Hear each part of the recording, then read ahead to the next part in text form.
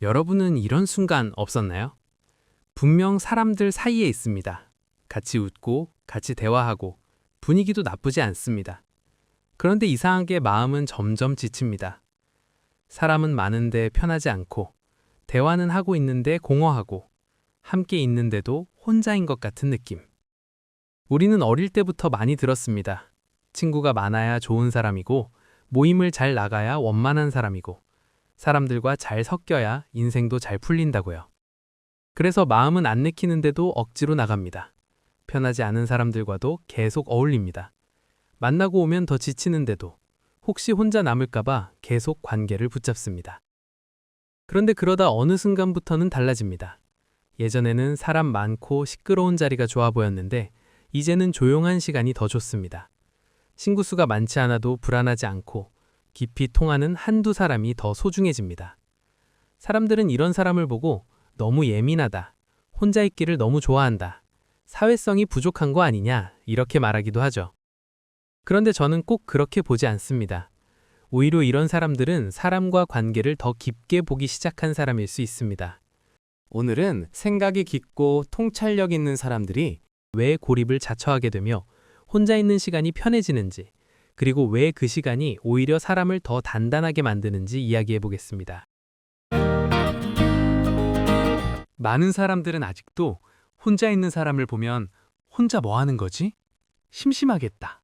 같이 만날 사람 없나 보다. 이런 식으로 생각하는 경우가 많습니다. 혼자 있는 시간을 스스로 몰입하고 있는 시간으로 보기보다 딱히 할 일 없이 시간을 보내는 것처럼 보는 분위기가 있는 거죠.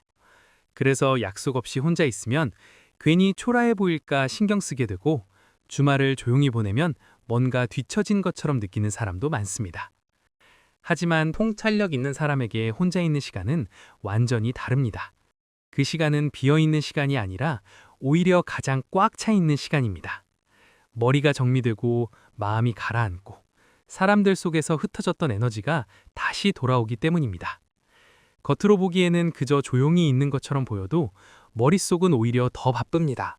생각을 정리하고 감정을 이해하고 내가 진짜 원하는 게 뭔지 다시 확인합니다. 그래서 혼자 있는 시간은 이들에겐 심심한 시간이 아닙니다. 오히려 나를 다시 채우는 시간입니다. 대부분의 사람들은 혼자 있는 시간을 어색해하고 그 빈자리를 자꾸 무언가로 채우려 합니다. 그건 단순히 심심해서일 수도 있지만 자기 내면의 불안과 조용히 마주하는 일이 생각보다 쉽지 않기 때문이기도 합니다. 심리학자 도널드 위니콧은 혼자 있을 수 있는 능력이야말로 인간이 도달할 수 있는 정서적 성숙의 최고 단계라고 말했습니다. 통찰력이 있는 사람들은 고독을 결핍으로 보지 않습니다. 오히려 혼자 있을 때 마음이 더 편해지고 생각이 더 또렷해지고 비로소 자기 목소리가 들린다고 느끼는 경우가 많습니다. 남의 기대에 맞추느라 바빴던 마음이 잠잠해지고 남들은 이렇게 사는데 같은 비교의 소리도 조금씩 멀어질 때 그제야 내가 진짜 원하는 게 무엇인지 보이기 시작하는 겁니다. 통찰력 있는 사람은 이미 알고 있습니다. 관계는 숫자가 아니라 질이라는 것을.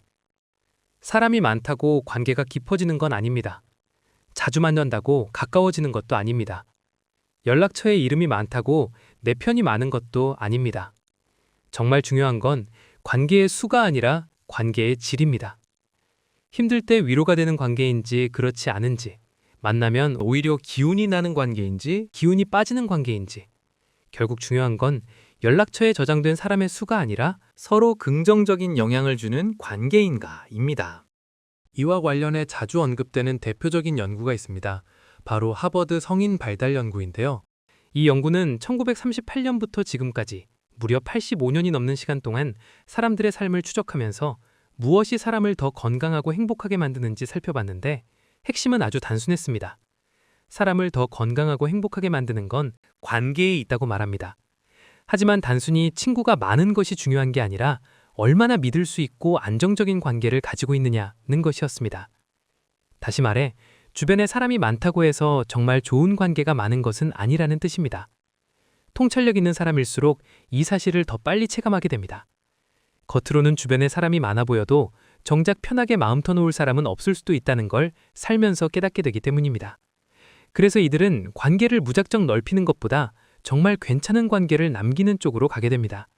애매한 사람 100명보다 정말 긍정적인 영향을 주는 사람 1명이 훨씬 낫다는 걸 이미 알고 있기 때문입니다. 통찰력 있는 사람들은 사람 만나는 것 자체가 싫은 건 아닌데 이상하게 오래 같이 있으면 너무 피곤하다. 이렇게 느끼는 분들이 많습니다. 이들은 시시한 이야기를 오래 주고받는 것보다 사람과 상황의 본질을 더 빨리 보고 싶어 하는 경향이 있기 때문입니다. 가벼운 스몰 토크 자체를 싫어하는 건 아닙니다. 날씨 이야기, 연예인 이야기, 요즘 뭐가 유행하는지 가볍게 말하는 건 누구나 할 수 있습니다. 그런데 문제는 그거 봤어? 누가 누구 만난대. 요즘 그게 유행이래. 이런 이야기만 한참 오가고 정작 서로가 어떤 생각으로 사는지, 무엇 때문에 힘든지, 무엇을 중요하게 여기는지는 전혀 나누지 못할 때가 많다는 겁니다. 그리고 대부분의 관계가 거기서 멈춘다는 데 있습니다. 분명 말은 많이 했는데 이상하게 더 가까워진 느낌은 없고 시간은 썼는데 마음은 비어있는 느낌. 그래서 분명 사람을 만나고 왔는데도 이상하게 공허할 때가 있습니다. 분명 함께 시간을 보냈는데도 더 가까워진 느낌은 없고 오히려 마음 한쪽은 비어있는 느낌이 드는 거죠. 통찰력 있는 사람은 바로 그 지점을 더 빨리 느낍니다. 겉으로는 친밀한 관계처럼 보이는데 실제로는 깊이가 없다는 것. 대화는 이어지는데 말이 계속 겉돌고 있다는 것을 더 예민하게 알아차리는 편입니다. 그래서 쉽게 지칩니다. 이들은 그보다 조금 더 깊은 대화를 원합니다. 요즘 무슨 생각으로 사는지, 무엇이 힘든지, 중요한 결정을 어떤 기준으로 하는지, 무엇을 중요하게 여기는지 적어도 그런 이야기가 오갈 수 있는 관계를 더 편하게 느낍니다. 꼭 거창한 이야기가 아니어도 됩니다. 인생 철학을 매번 말해야 한다는 뜻도 아닙니다. 다만 적어도 이 사람은 어떤 마음으로 사는 사람인지, 요즘 무엇 때문에 웃고 무엇 때문에 힘든지 그 정도는 느낄 수 있는 대화를 원한다는 겁니다. 그래서 얕은 대화가 계속되면 재미가 없는 걸 넘어서 에너지가 빠집니다. 처음에는 맞장구도 치고 적당히 웃으며 맞춰주기도 하지만 시간이 갈수록 그래서 우리는 지금 뭘 나누고 있는 거지? 하는 허전함이 커집니다. 사람과 연결되고 싶은 마음이 없는 게 아닙니다. 오히려 반대일 수도 있습니다. 진짜로 연결되는 관계를 원하기 때문에 겉만 맴도는 관계에서 더 빨리 지치는 겁니다. 그래서 이들은 아무 관계에나 오래 맞추기보다 짧게 이야기해도 서로 통하는 관계를 더 편하게 느끼게 됩니다. 말을 많이 하지 않아도 편한 사람, 괜히 애쓰지 않아도 되는 사람, 겉으로 떠드는 시간보다 진짜 마음이 오가는 시간을 나눌 수 있는 사람. 통찰력 있는 사람은 그런 관계를 더 원합니다. 그래서 친구 수는 많지 않을 수 있어도 한 번 마음이 통하는 사람과는 훨씬 깊고 오래가는 관계를 맺는 경우가 많습니다. 그리고 통찰력 있는 사람들은 관계의 질, 그러니까 진짜를 알아보는 눈을 갖추고 있습니다. 사람을 볼 때 겉모습이나 말재주에 쉽게 흔들리지 않습니다. 누가 진심인지, 누가 그럴싸하게 이야기하면서 속이려 하는지 비교적 빨리 알아차리는 편입니다. 그래서 인간관계도 자연스럽게 좁고 깊어집니다. 아무나 곁에 두지 않습니다. 이들은 사람의 겉보다 그 사람의 태도와 마음을 봅니다. 이 이야기가 진짜인지, 이 호의에 계산이 섞여 있는지, 지금 보이는 친절이 진심인지 이런 걸 꽤 빨리 느낍니다. 그러니 인간관계가 좁아지는 건 어쩌면 당연한 일입니다. 세상에는 사람이 많아도 진짜는 많지 않기 때문입니다. 그래서 이들은 수백 명의 카톡 친구보다 내 복잡한 생각을 이해해주고 깊은 이야기를 나눌 수 있는 단 한 명의 진짜 친구를 더 소중하게 여깁니다. 문제는 그런 사람을 쉽게 만나기 어렵다는 겁니다. 그래서 어설픈 관계를 늘리느니 차라리 혼자를 선택합니다. 이건 관계에 대한 분명한 기준이 생긴 것입니다. 억지로 관계를 유지하기보다 깊이 없는 관계를 정리하는 쪽을 택하는 것입니다. 사람들은 그 모습을 보고 왜 저렇게 혼자 있지? 라고 말할 수 있습니다. 하지만 실제로는 반대입니다. 혼자 남은 게 아니라 아무나 자기 안으로 들이지 않은 것입니다. 알베르트 아인슈타인은 이런 말을 남겼습니다.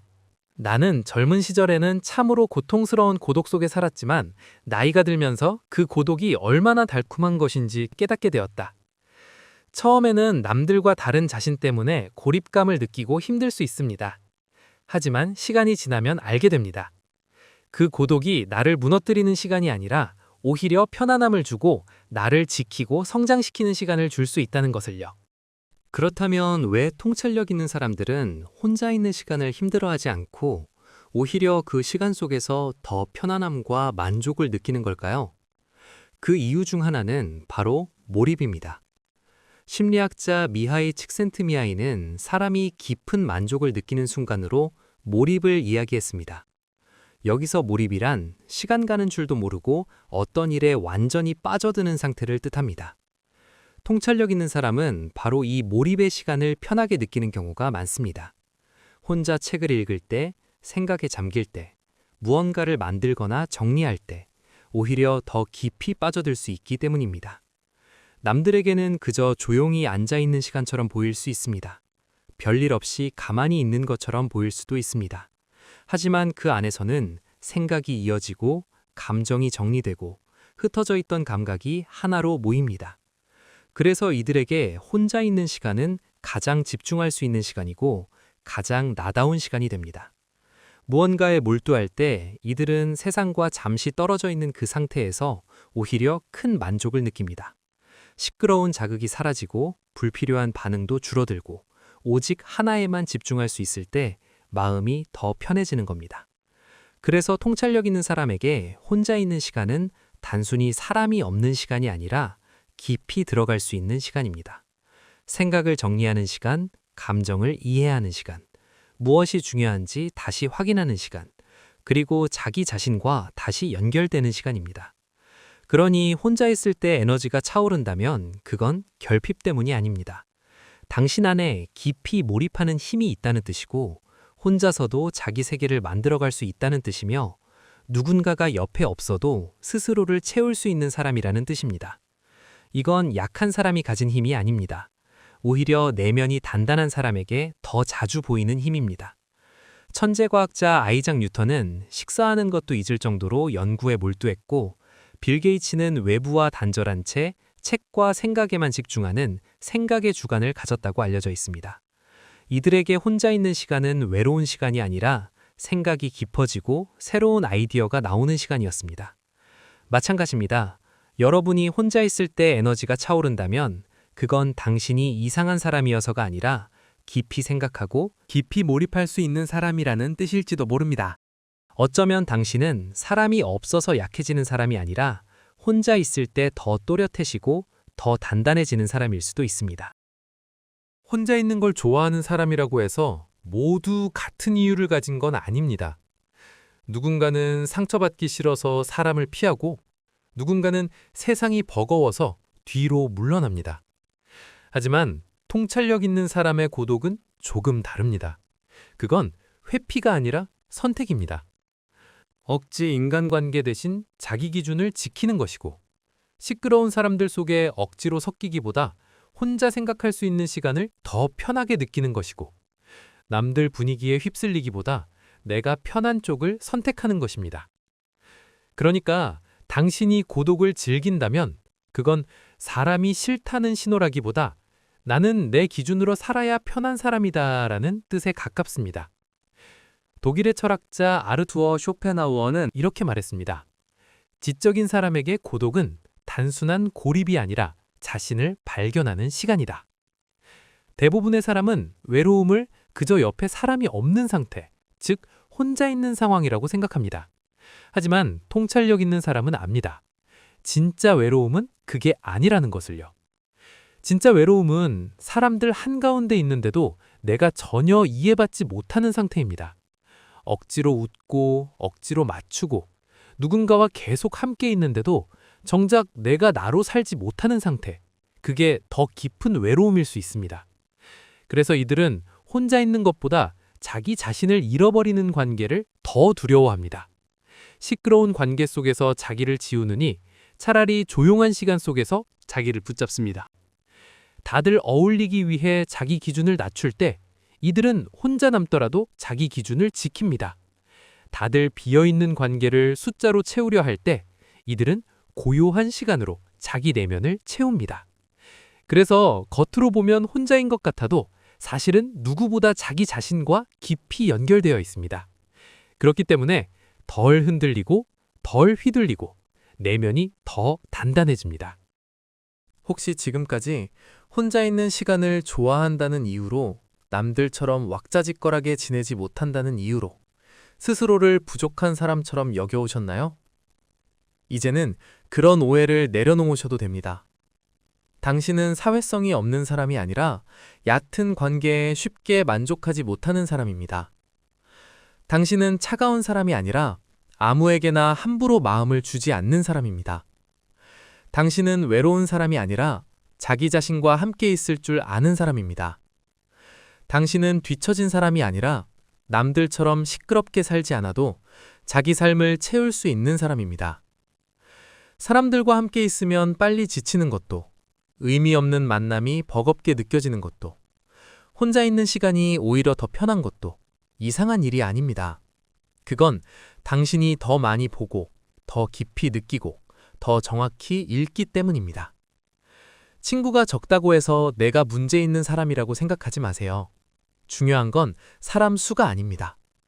내가 편한 사람이 있는지, 내게 힘이 되는 관계가 있는지, 그리고 혼자 있어도 괜찮은 내가 있는지, 그게 더 중요합니다.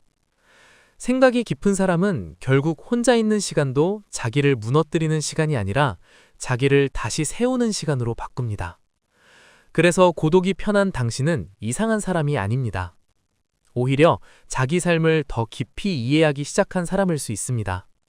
그러니 혼자 있는 자신을 부족하다고 판단하지 마세요.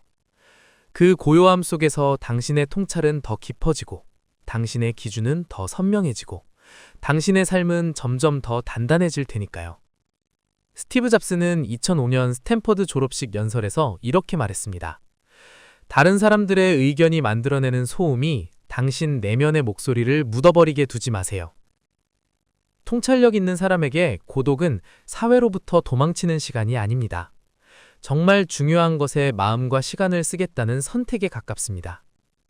그러니 혼자 있는 자신을 부족하다고 판단하지 마세요. 그 고요함 속에서 당신의 통찰은 더 깊어지고, 당신의 기준은 더 선명해지고, 당신의 삶은 점점 더 단단해질 테니까요.